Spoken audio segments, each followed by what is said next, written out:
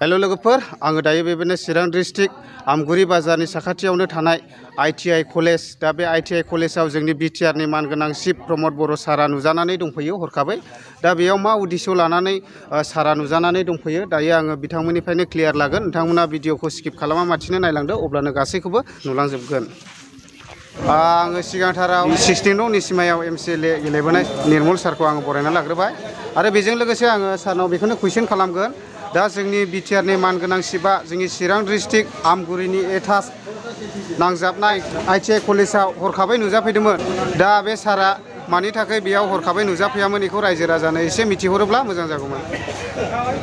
आच्छा दिनै चिफ सार फैनाय बेरेफुंजानि फैनायनि गुबै खारनानो जाहैबाय माने बे MSTP स्किमजों बानायजानाय ITI इनस्टिट्यूटमोन बियो किन्तु बेखौ जेब्ला इनफ्रास्ट्राक्चारनि थाखाय सेंसन होदोंमोन बे समाव खुनु माने सेंसन पस्ट गैयामोन दासिमबो सेंसन पस्ट गैया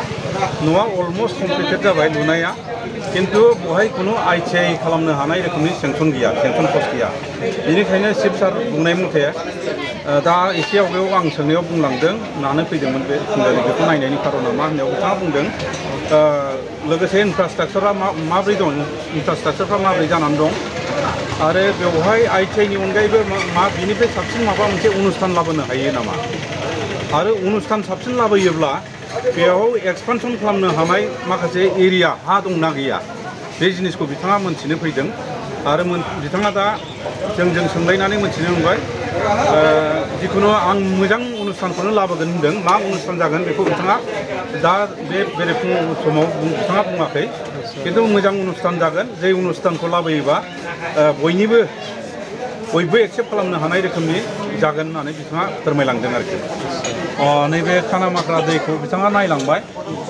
बिथाङा सोंदों बेहाय माने हरै जोंनि ओरैजाय बे जों बुंदों नालाय बेवहाय माने बे बिहट एरियायाव मोनसेल' मेट्रिक फाइनाल सेन्टार दङ आरो हरैहाय हाई स्कुल गंसेबो गैया गतिके हरै एरियानि स्टुडेन्टफ्रा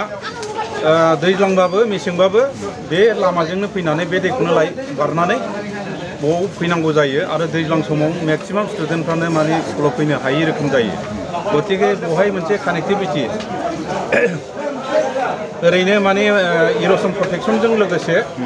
माने कानेक्टिभिटि बुङोबा ब्रिज खालामनो हागोन नामा होननायाव बिथाङा होनदों हायो बेखौ मोनथिबाय आं दिनै दा नायबायबो मोनथिबोरै मा सिस्टेमजों मा पर्याय खालामबा मोजां जागोन बेखौ एसे सिन्था खालामनानै थिग खालामनाय जागोन होननानै बिथाङा बुंलांदों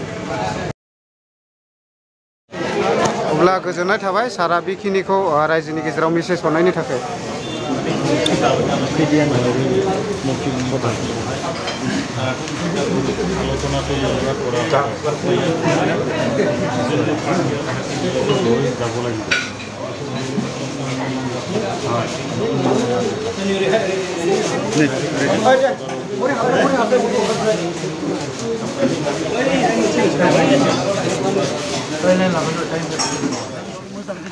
दायो सारा बेबायदिनो ITI कलेजखौ नायदिंनो थाखाय सिङाव हाबलांनो थाखाय थांगासिनो दङ नोंथांमोना नायफालांबाय था अब्लानो नुलांजोबगोन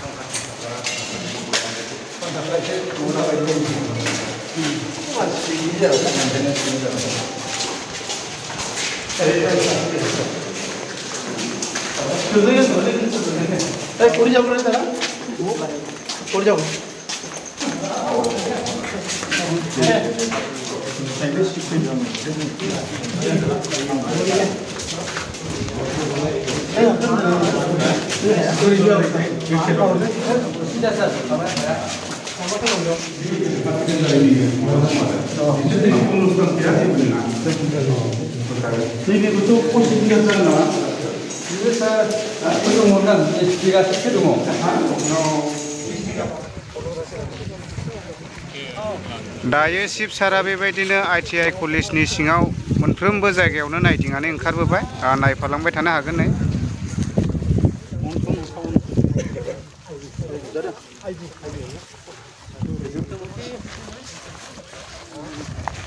Jangan nama. गेजेर गेजेर नाङा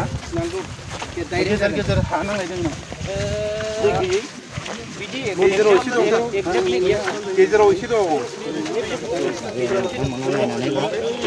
बेबायदिनो जों गायगासिनो दङ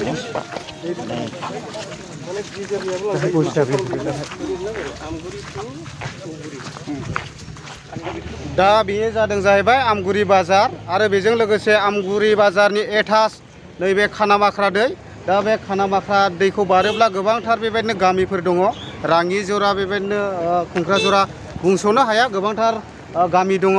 आरो बेनिफ्राय गोबांथार स्टुडेन्टसफ्रा नैबे खानामाख्रा दैखौ बारनानै आमगुरि स्कुलावहाय हान्थिनानै फैनो गोनां जायो दा बेखौनो जोंनि बिटिआरनि मानगोनां चिफआ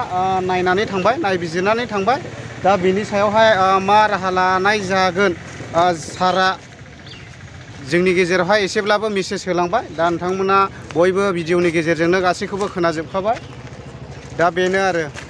अब्ला लोगोफोर दिनैनि भिडिअआ बेखिनियानो नोंथांमोना भिडिअखौ नायनानै मोजां मोनदोंब्ला बेबायदिनो लाइक होदो